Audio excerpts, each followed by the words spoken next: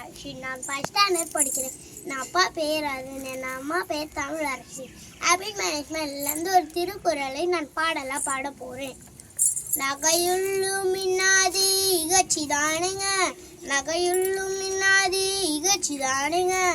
பகையுள்ளு பண்புல பாடருவ மாட்டுக, பகையுள்ளு பண்புல பாடருவ மாட்டுக. மாற்றனான மனுஷனையும் மதிச்சு பாருங்க, பண்பானவர் பாராட்டு ஊருதானுங்க. சிரிச்சு பேசினாலும் சின்னத்தனமா பேசாதீங்க, சிரிச்சு பேசினாலும் சின்னத்தனமா பேசாதீங்க. இனிமையா பேசினாலும் இன்னாததை பேசாதீங்க, இனிமையா பேசினாலும் இன்னாததை பேசாதீங்க. நன்றி.